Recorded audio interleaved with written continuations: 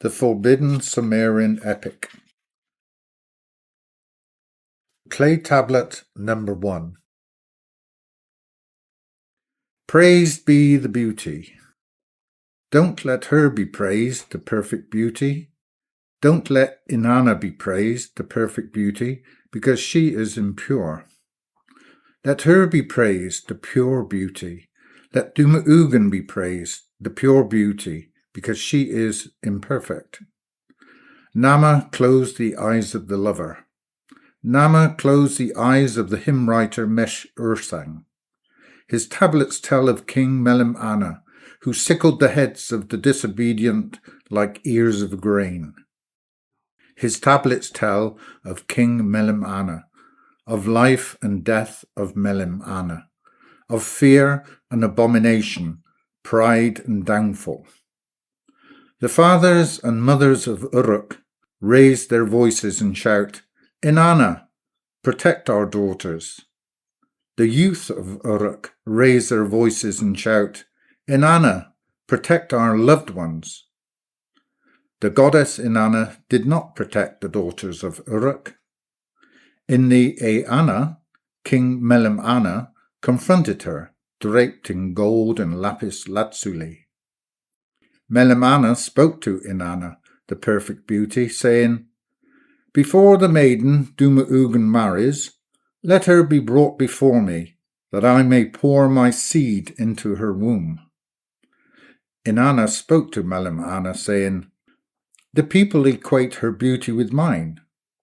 They shall feel my viper-spitting wrath. In the Euphrates, the maiden shall find her bridal bed.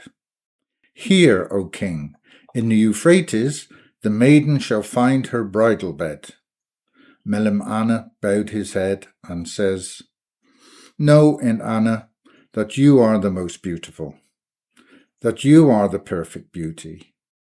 Even the moon-like skin and the blue eyes of the maiden Dumu-ugen cannot surpass your splendour. Hear, Inanna, in the Euphrates the maiden shall never find her bridal bed." Thus he appeased her anger. Thus he appeased the wrath of Inanna. Outside the gates of enclosed Uruk sat Dumu-ugen. In the shade of tall date palms she sat, holding counsel in her heart. "Now the bed is stained with blood. Now shall I be led away to that bedchamber for the king's cruel pleasure. Now shall I lose my honour. Now shall I lose my honour like my two sisters before me." She took up a knife, stretched her hands to heaven and laments, "Great goddess, perfect beauty, why don't you help me? Have I not already endured enough with a fiancé who limps and is scabby? Shall not only my happiness, but also my honour be erased for all time? How many times have I not begged you for help? How many times have your people not begged you for help? Inanna, why won't you help me? Before the cruel man, before King Melim-anna dishonours me, I will dishonour myself. With the knife, I will sever my honour and end my life as a blood-spitting body in that bedchamber." Inanna looked down from the evening sky with sparkling eyes, and her heart was unmoved. The ships on the canals saw the maiden lift the knife and tell the Euphrates, who tells the endless salt sea, the world creator Namma. Tears of rage fell from Dumu-ugen's eyes. They gathered as blue waters in her hands. In Namma's voice they spoke, saying, "Stop. Do you want to bring shame on Uruk by your own hand?" Dumu-ugen did not listen. "Do you want to bring shame on your family?" Dumu-ugen did not listen. "Do you want to bring shame on yourself?" Dumu-ugen listened up. Her body was dry and her face was wet. The water surrounded Dumu-ugen. Namma's hand clasped Dumu-ugen and ran down into the canal with her.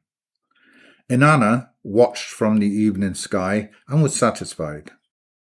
Namma's hand clasped Dumu-ugen and ran down into the Euphrates with her. The mistress watched from the evening sky and was satisfied. Namma's hand clasped Dumu-ugen and ran down into the salt sea with her. Inanna watched from the evening sky and was satisfied.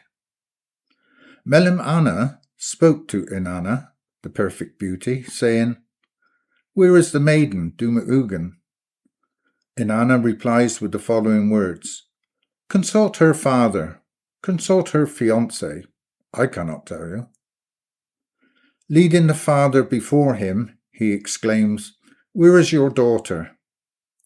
The father threw himself on the ground before the king and answers with the following words, "My lord, my master, I cannot tell you.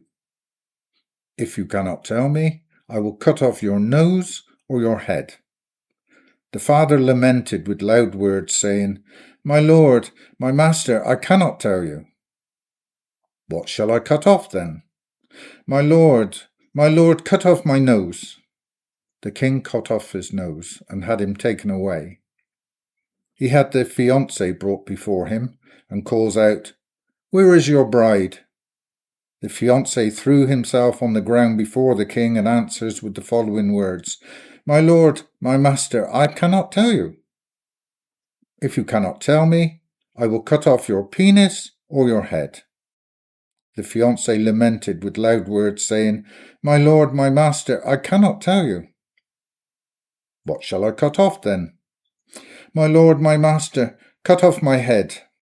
The king cut off his head and had him taken away. He sent his guards to her parents' house, and the guards set it on fire.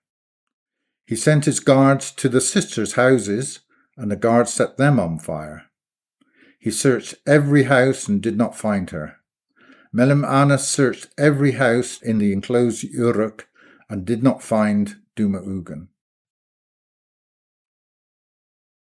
Clay Tablet number 2. One night he dreamt. He looked for the maiden all over the world. He looked for Dumu-ugen in the irrigated farmland and did not find her. He looked for Dumu-ugen in the reeds of the big and small rivers and did not find her. He looked for Dumu-ugen in the steppe and did not find her. He looked for Dumu-ugen in the cool shade of the forests and did not find her. He looked for Dumu-ugen in the mountains and did not find her. He looked for Dumu-ugen in the salt sea and found a water flower. He looked between the leaves of the water flower. Dumu-ugen was sitting between the leaves of the water flower. She was naked. Her skin like moonlight, her gaze like lapis lazuli. In the waves around the water flower, a monster circled. The monster was hideous. It had a sting. It had countless arms. It had jaw claws. The monster was hideous. It stabbed at the girl with its sting. It could not reach the girl. It reached for the girl with its arms. It could not reach the girl. It snatched at the girl with its jaws. It could not reach the girl. Dumu-ugen sat between the leaves of the water flower. She was naked. Her skin like moonlight. Her gaze like lapis lazuli. Dumu-ugen saw the monster and laughed, exclaiming, "Poor monster! Know that the goddess protects me. Know that the world creator Namma protects me." Then he awoke. He had the hymn writer Mesh-ursang brought before him and says, "The divination showed me the missing maiden. Dumu-ugen is in the salt sea between the leaves of a water flower. A monster circles in the waves. It cannot reach the girl. The world creator Namma protects the girl." The king raised his voice and says, "With 9 ships and 100 men I will set out.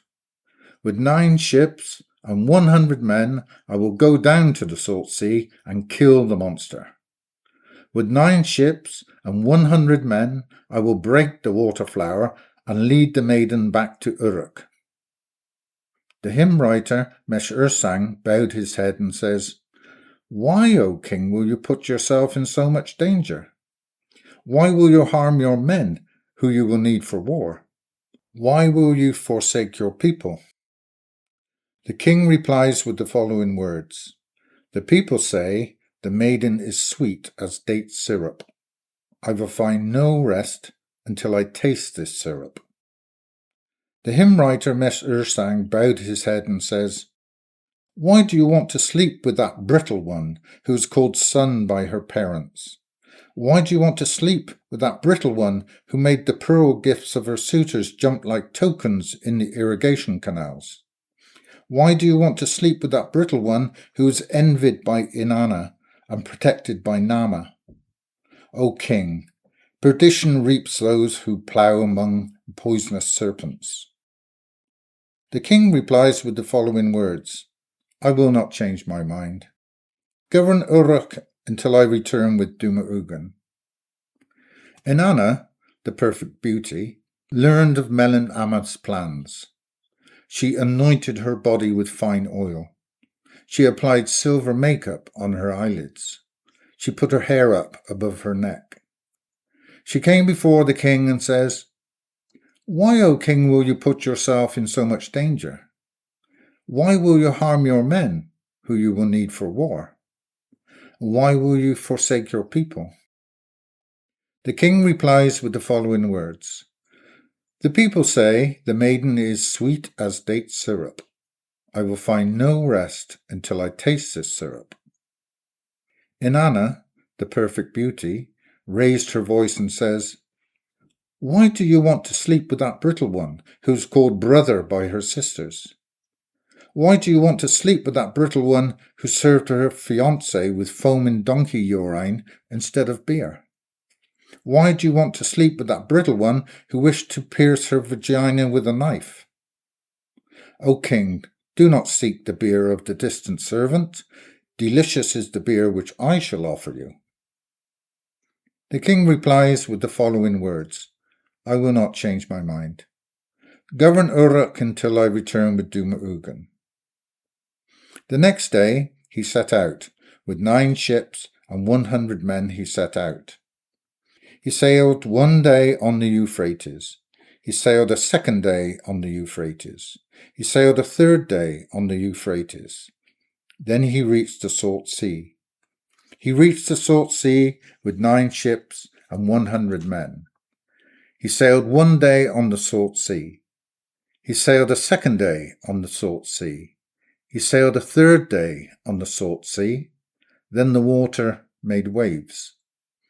He sailed a 4th day on the Salt Sea. He sailed a 5th day on the Salt Sea. He sailed a 6th day on the Salt Sea. Then the storm tore the sails. He sailed a 7th day on the Salt Sea. He sailed an 8th day on the Salt Sea. He sailed a 9th day on the Salt Sea. Then the 100 men begged Enlil, the shepherd of the black-headed people, for help. He sailed a 10th day on the Salt Sea and reached the island in the distance. With 9 ships and 100 men, he reached the island in the distance. There dwells Utnapishtim with his wife.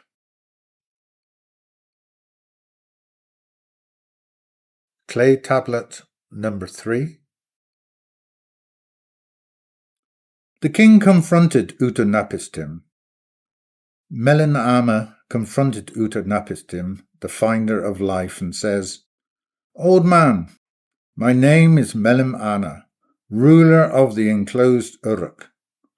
With 9 ships and 100 men, I have sailed 3 days on the Euphrates and 10 days on the Salt Sea.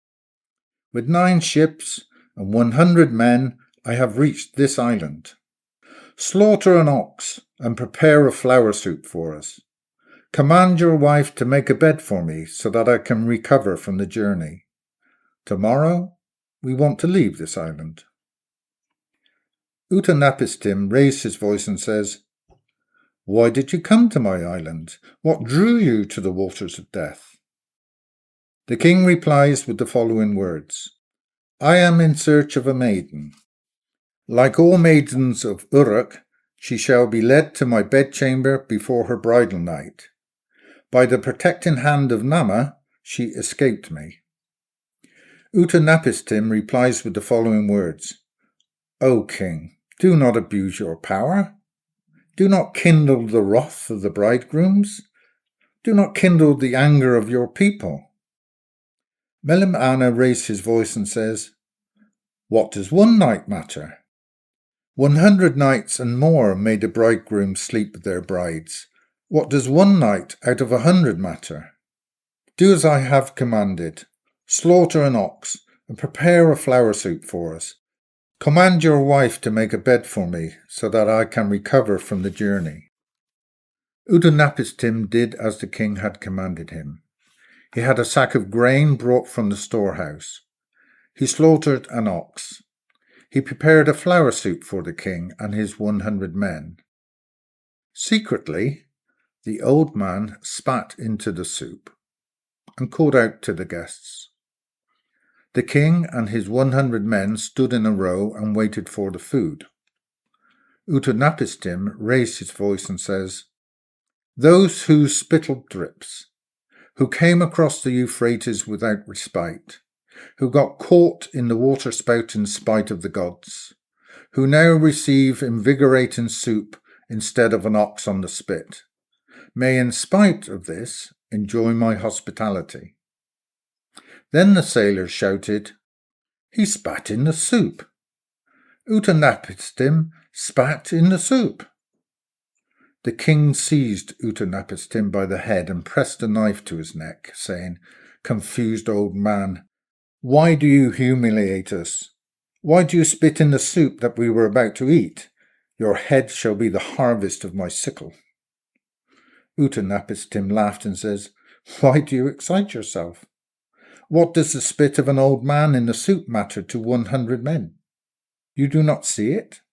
You do not taste it? Why will you not eat the soup? O king, take this parable as a warning.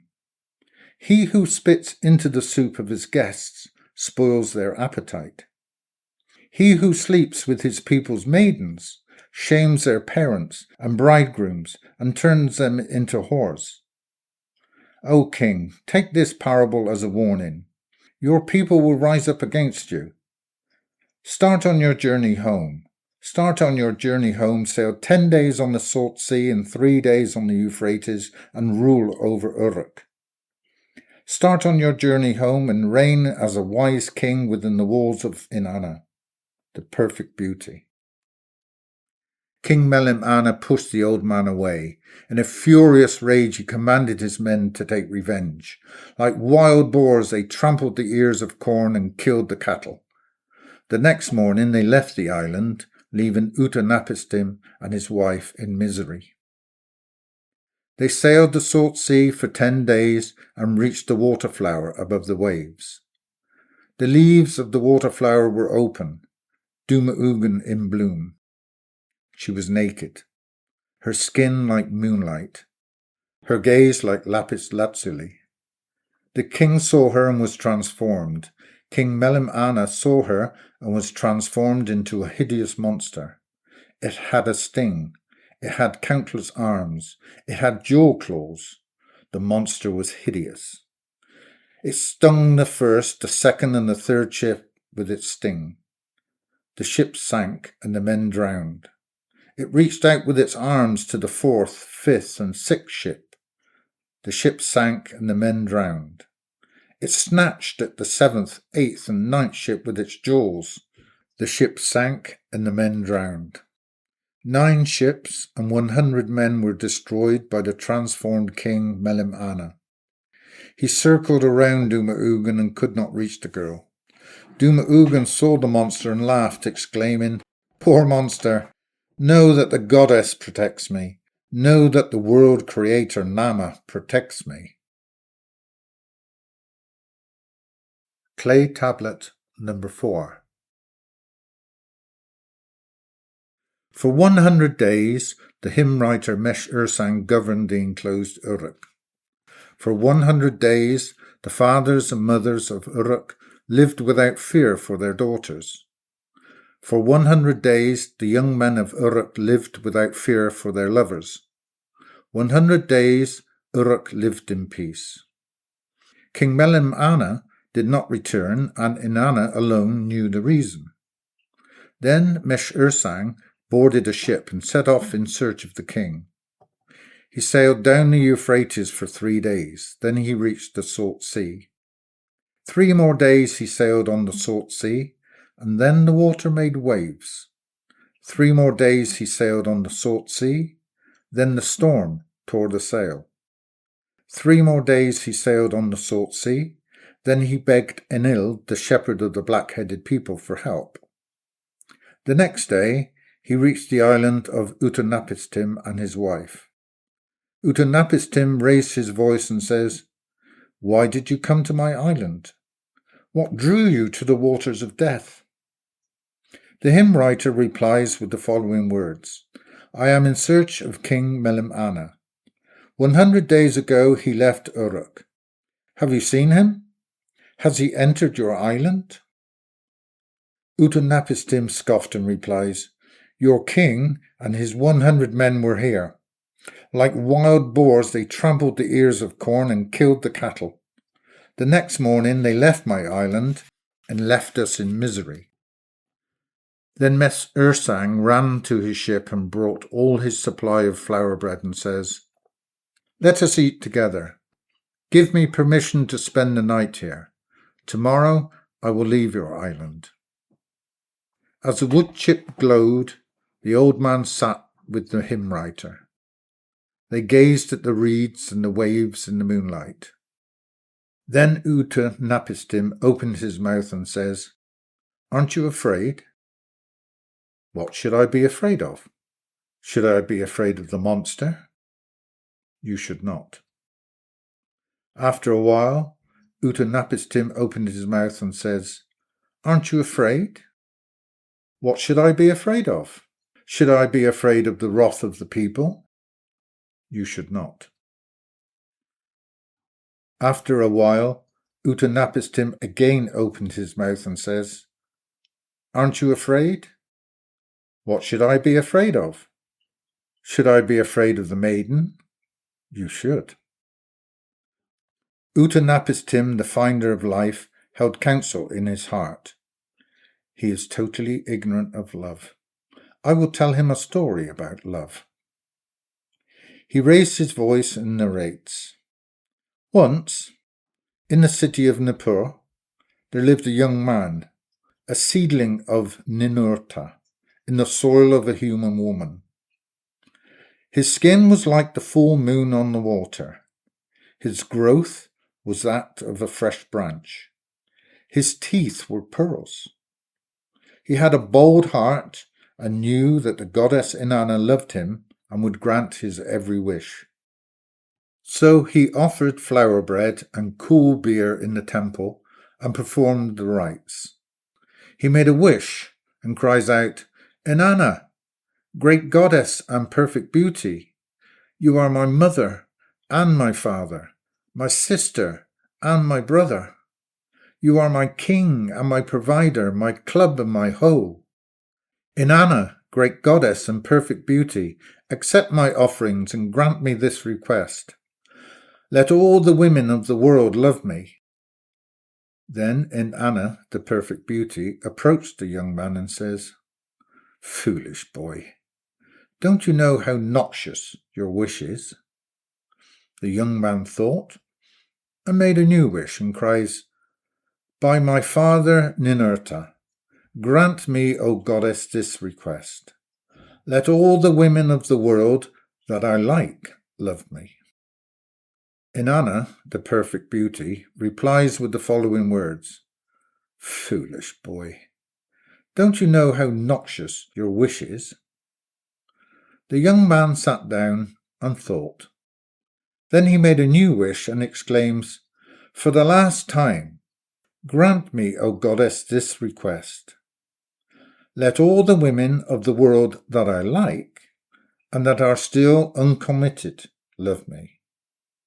Inanna, the perfect beauty, laughed, accepted the offerings and says, "So be it." Inanna fulfilled his wish, and all the women of the world that he liked and that were still uncommitted loved him. He did not survive a single day. The hymn writer Mesh-ursang listened. In his heart he held counsel. What is this story supposed to tell me? Never have I loved anyone other than my parents. Never have I loved a woman. What is this story supposed to tell me? I wish to find the king. I wish to return the king to Uruk. Why should I deviate from my plan? The next morning he left the island.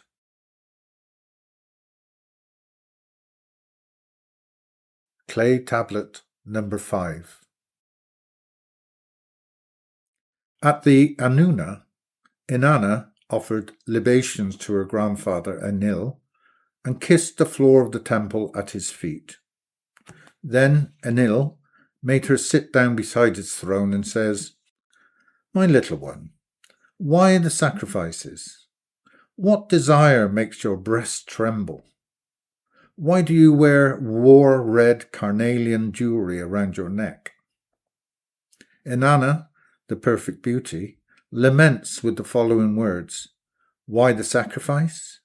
What desire makes my breast tremble? Why do I wear war-red carnelian jewelry around my neck?"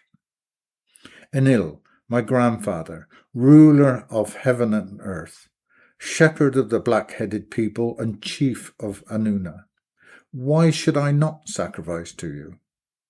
Am I not the most unfortunate of the 50 gods of the assembly? Are the walls consecrated to me not doomed? Is the enclosed Uruk not doomed? The walls consecrated to me have no king. The enclosed Uruk has no king. Who is able to prevent the fiery dance of Gibel in the enclosed Uruk? The walls consecrated to me have no steward. The enclosed Uruk has no steward. Who is able to prevent the fiery dance of Gibel in the enclosed Uruk? Enlil, my grandfather, ruler of heaven and earth, shepherd of the black-headed people and chief of Annuna, why should I not sacrifice to you? King Melim-anna was transformed by a maiden. King Melim-anna was transformed by the maiden Dumu-ugen, protected by the hands of Namma. Enlil, my grandfather, ruler of heaven and earth, shepherd of the black-headed people and chief of Annuna, why should I not sacrifice to you? Will not the hymn writer Mesh-ursang also be transformed?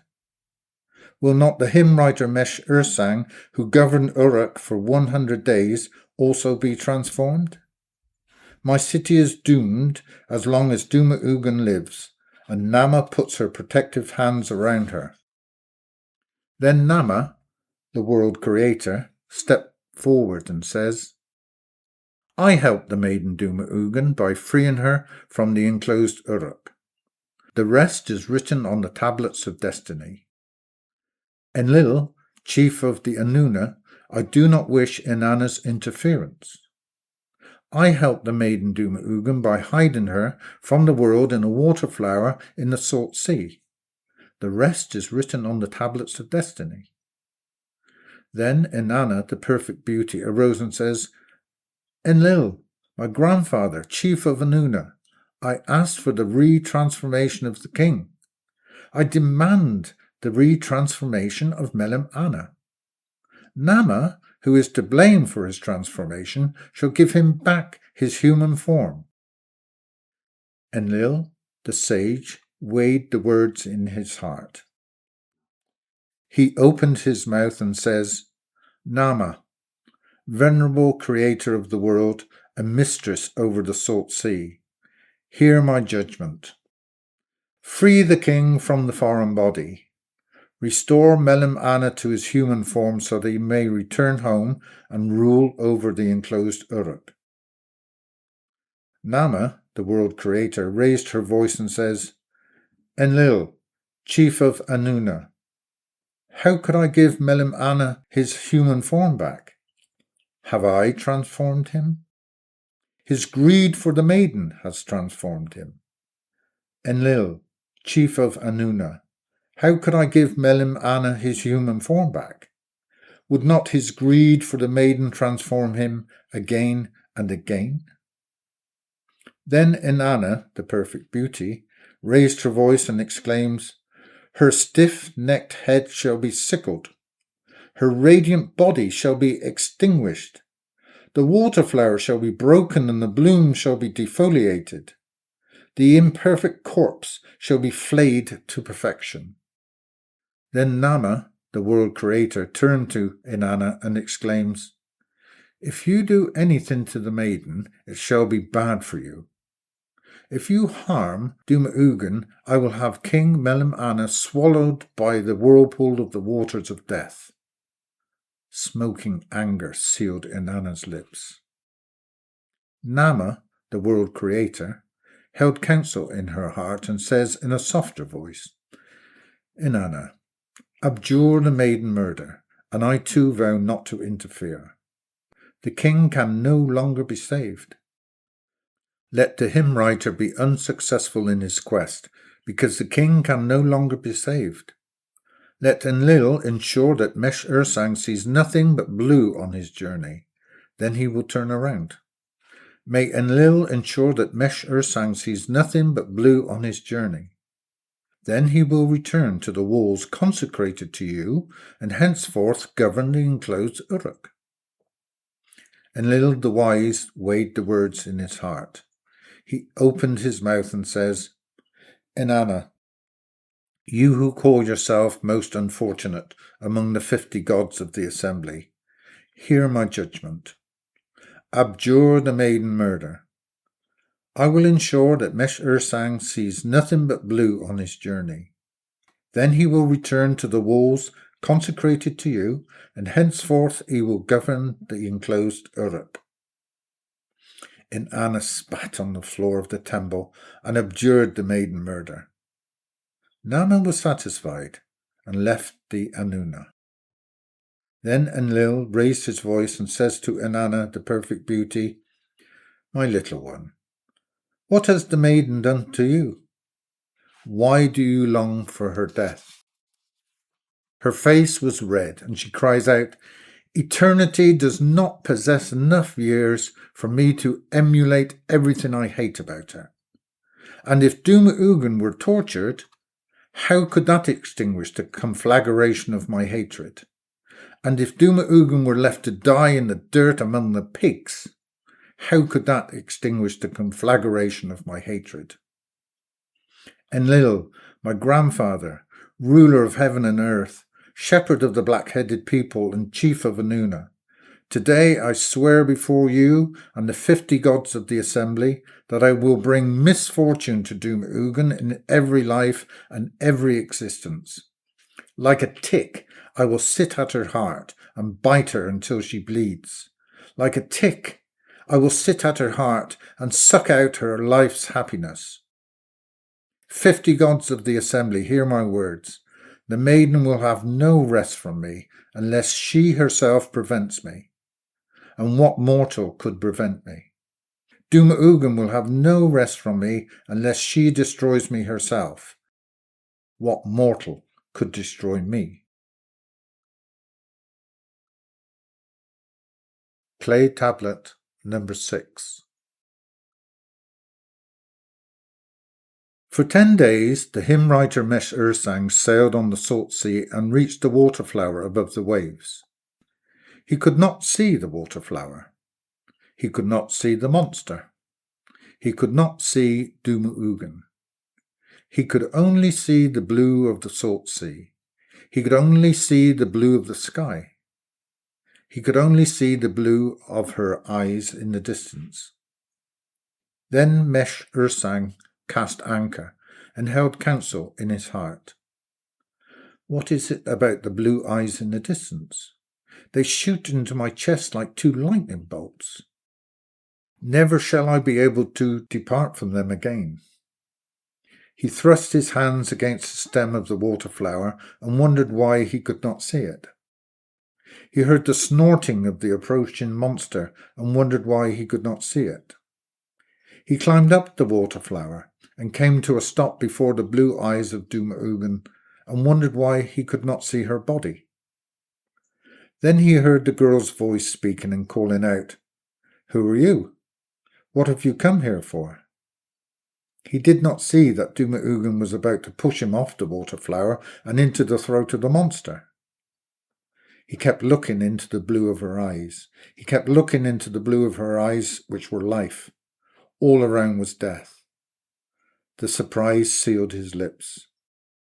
Again he heard the girl's voice speaking and calling out, "Who are you? What have you come here for?" Then the hymn writer opened his lips. Then Mesh-ursang opened his lips and says, "You ask me who I am? I can tell you. The answer is not Mesh-ursang, the royal hymn writer. You ask me why I have come here. I can tell you. The answer is not the search for Melim-anna, the ruler of enclosed Uruk." Then Mesh-ursang sank down and trembled all over. Dumu-ugen, realizing that he was paying no attention to her naked body, lowered her hands and says, "Who are you if not Mesh-ursang, the royal hymn writer? Why have you come here if not in search of Melim-anna, the ruler of enclosed Uruk?" Mesh-ursang answers with the following words, "Girl with the lapis lazuli gaze, believe my words. Believe my words that fall from my mouth without reflection. Believe my words that I myself can hardly believe. I am a hyena. Ice is my home. My age is infinite. Girl with the lapis lazuli gaze, you are a swan. Ice is your home. Your age is infinite."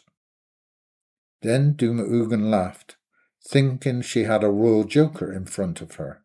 She raised her voice and says, "Do not fall into the water, madman, when you leave my island.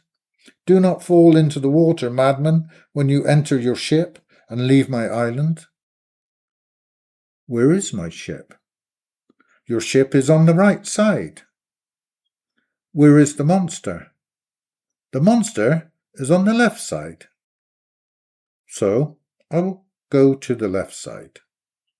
"Why are you going to the left side?" "I want to go to the monster." "Why do you want to go to the monster?" "The quick death is on the left side.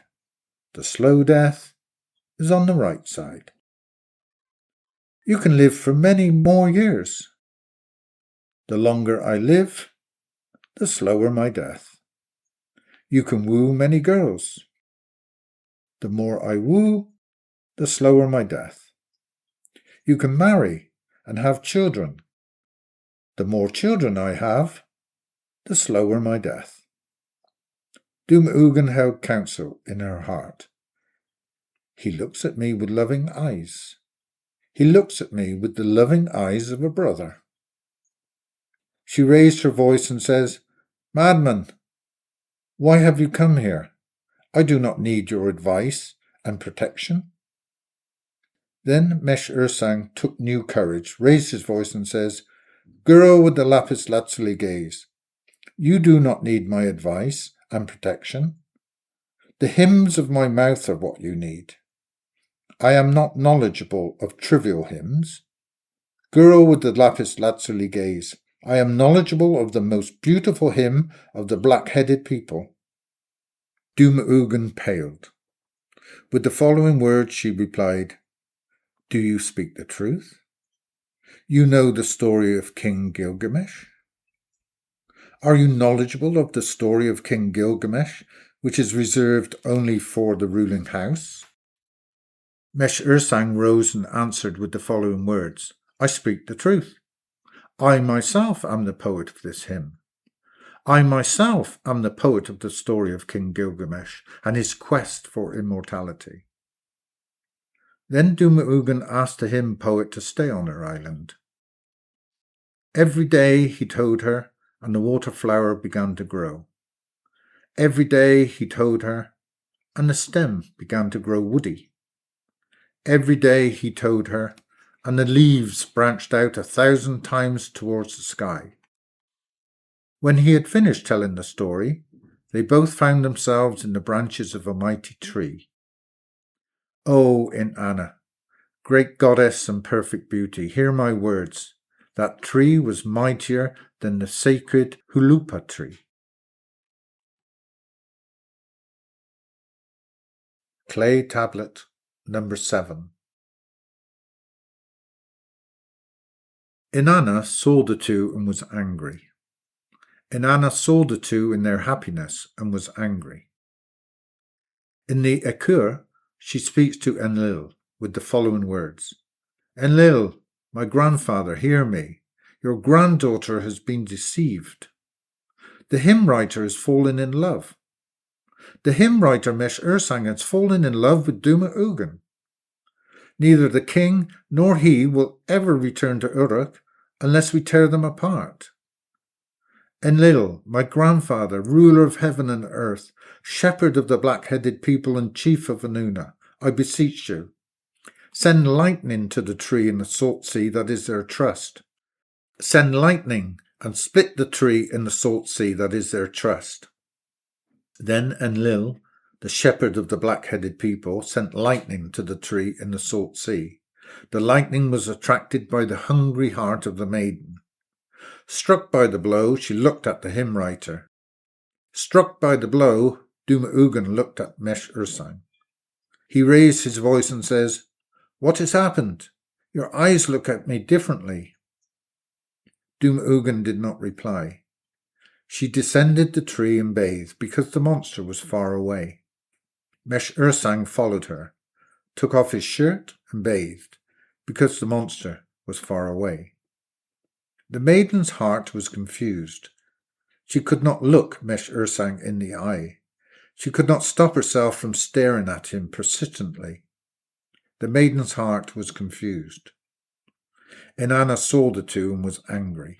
Inanna saw the two in their happiness and was angry. In the Akur, she speaks to Enlil with the following words. "Enlil, my grandfather, hear me. Your granddaughter has been deceived. Dumu-ugen has fallen in love. The maiden Dumu-ugen has fallen in love with Mesh-ursang. Neither the king nor he will ever return to Uruk unless we tear them apart. Enlil, my grandfather, ruler of heaven and earth, shepherd of the black-headed people and chief of Inanna, I beseech you, send a storm to the tree in the salt sea that is their trust. Send a storm and break the tree in the salt sea that is their trust."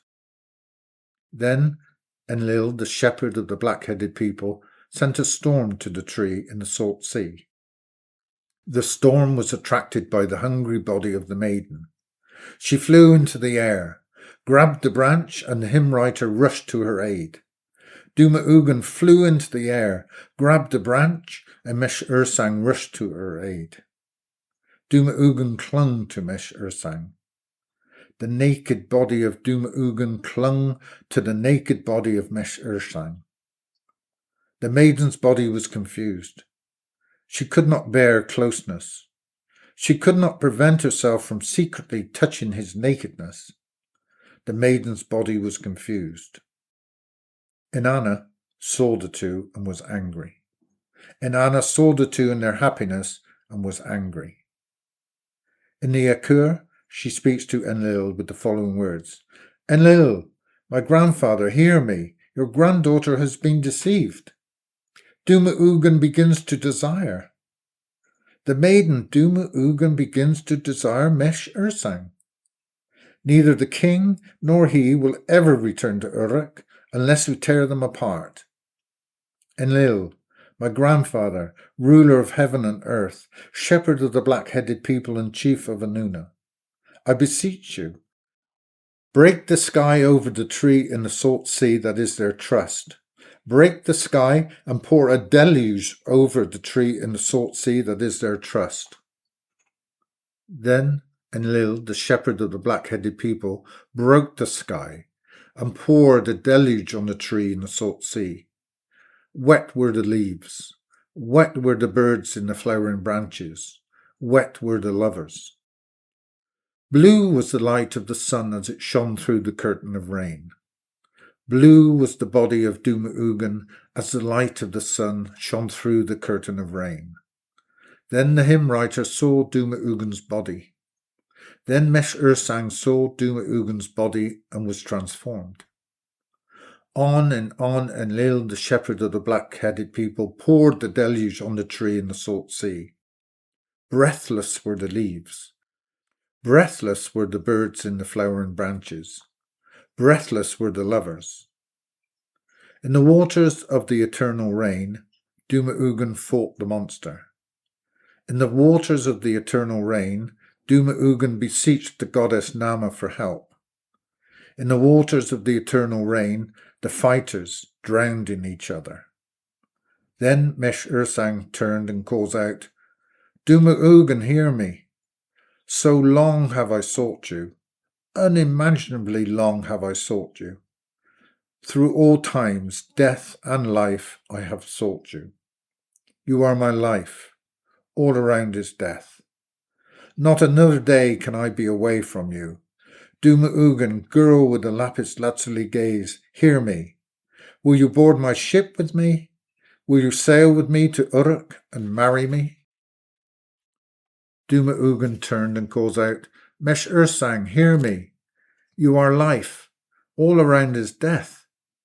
Not another day can I be away from you. Mesh-ursang, madman, hear me. I will gladly board your ship with you. I will gladly sail with you to Uruk and marry you.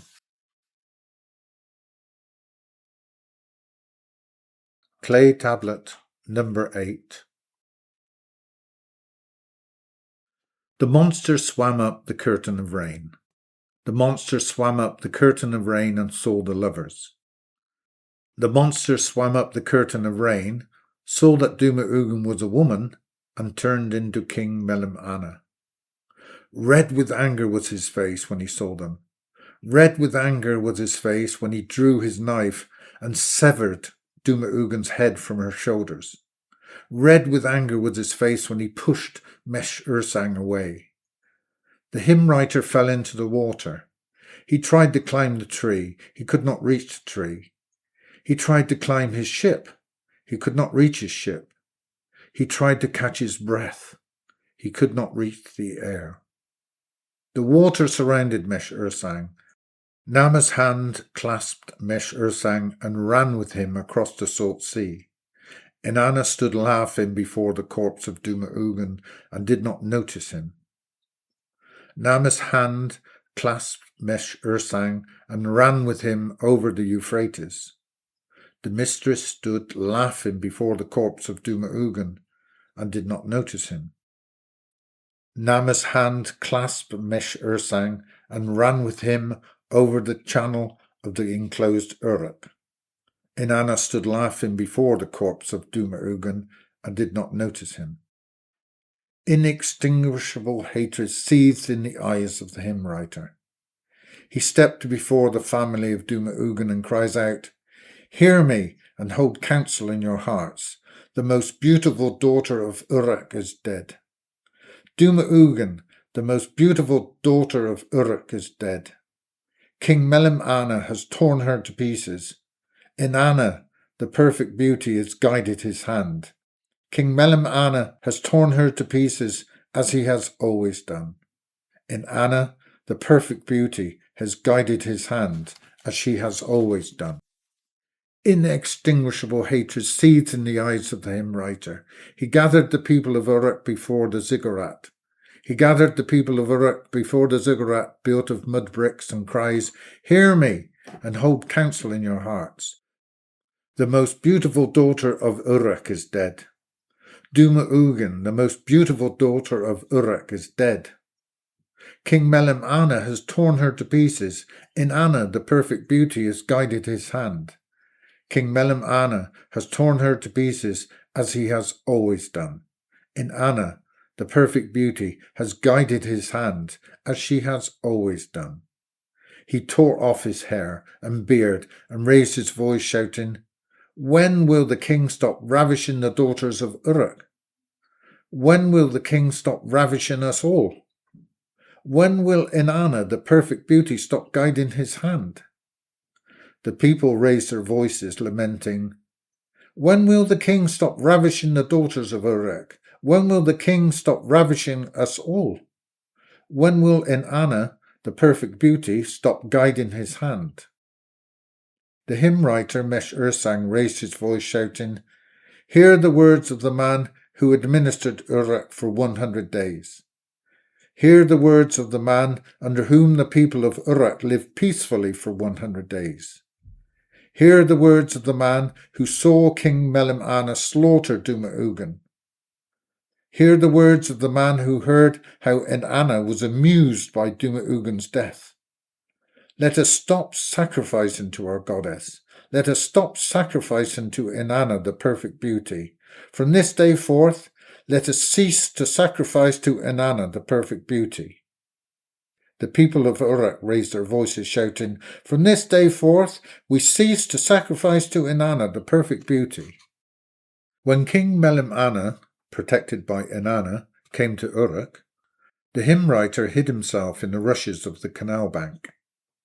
When King Melim-anna, protected by Inanna, came to Uruk, the people hid their revengeful hearts. When King Melim-anna, protected by Inanna, came to Uruk, the people concealed that they denied the sacrificial offerings to Inanna. Inanna, the perfect beauty, spent a day without food. Then she felt unwell. She spent a second day without food. Her stomach ached. She spent a third day without food. Then she appeared to the people of Uruk in a dream and spoke threatening words against them.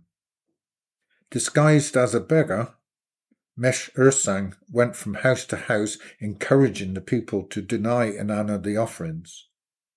Inanna, the perfect beauty, spent a month without food. Then the fire of her cheeks and lips went out. She spent a second month without food. Then the bones pierced her skin. She spent a third month without food. Then the skin crumbled from her body like winter leaves. Disguised as a beggar, Mesh-ursang went from house to house encouraging the people to deny Inanna the offerings. In the Eanna, she confronted King Melim-anna, pale and trembling. She stretched out her arms to him and laments, help me, O king! The goddess to whom you are devoted needs you. Inanna, the perfect beauty, to whom you are devoted, needs you. King Melim-anna looked at the hungry one and laughed and says, go away, you who call yourself Inanna, for the toothless whores in the streets are more beautiful than you. Go away, you who call yourself the perfect beauty, for the toothless whores in the streets are more beautiful than you. Indeed, with the maiden Dumu-ugen, all beauty has departed from the enclosed Uruk. Then Inanna's anger seized her. She spat vipers at his legs, the legs of an ox. Then they became weak and motionless. She spat vipers on his arms, the arms of a lion. Then they became weak and motionless. She spat vipers on his neck, the neck of the bull of heaven. Then it became weak and motionless. On the top steps of the Eanna, she banished the paralytic, where the people could see him. On the top steps of the Eanna, she banished the paralytic, where the people could hear him. On the top steps of the Eanna, she banished the paralytic, where the sun scorched his skin. On the top steps of the Eanna, she banished the paralytic, where the crows pecked out his eyes. On the top steps of the Eanna, she banished the paralytic, where he had to stand upright and be mocked while he was dying.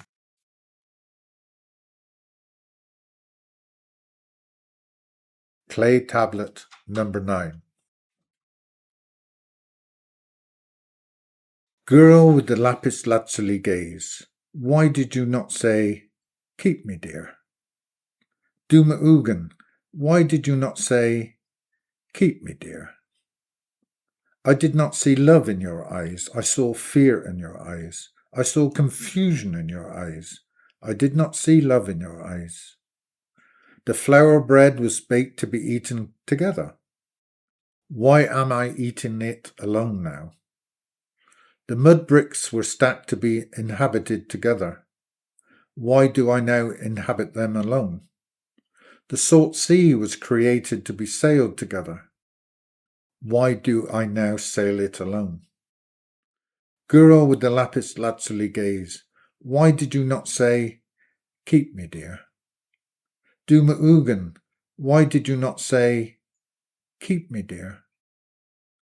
I did not see love in your eyes. I saw fear in your eyes. I saw confusion in your eyes.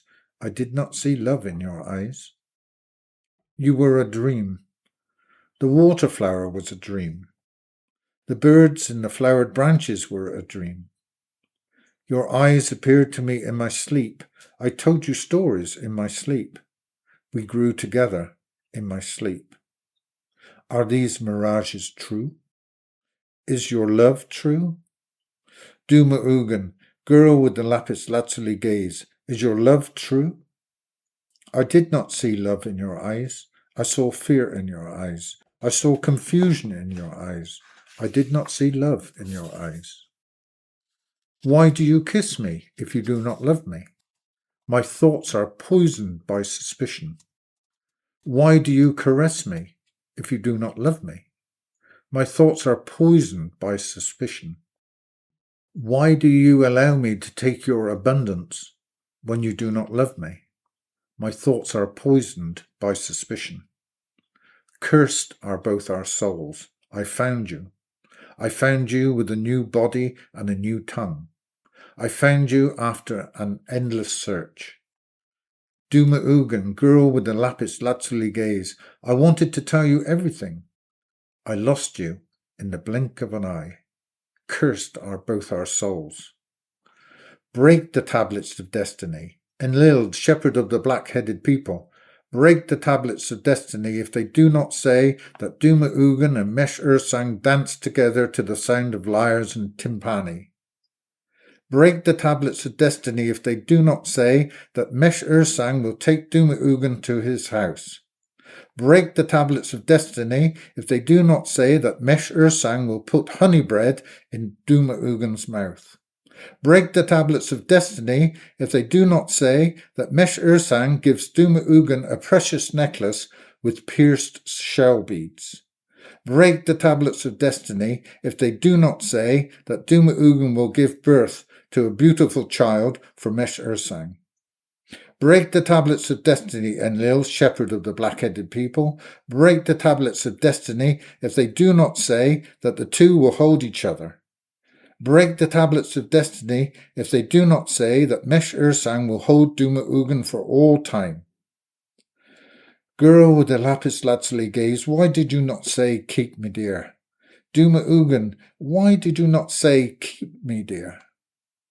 I did not see love in your eyes. I saw fear in your eyes. I saw confusion in your eyes. I did not see love in your eyes. Cursed are both our souls. I found you. I found you with a new body and a new tongue. I found you after an endless search. Dumu-ugen, girl with the lapis lazuli gaze, I wanted to tell you everything. I lost you in the blink of an eye. Cursed are both our souls. The stars are reflected by the salt sea to be admired together. Why do I admire them alone now? Girl with the lapis lazuli gaze, once I had found you, say, will I find you again? Dumu-ugen, once I had found you, say, will I find you again? The waters of death may engulf me before the new king is able to slaughter me. The waters of death may engulf me before Emperor Inanna is able to slaughter me. The waters of death may engulf me just as they engulfed you. Girl with the lapis lazuli gaze, keep me, dear, I say to you now. Dumu-ugen, keep me, dear, I say to you now. See the love in my eyes. Do not see the fear in my eyes. Do not see the confusion in my eyes. See the love in my eyes. See the love, the everlasting love in my eyes. Dumu-ugen be praised.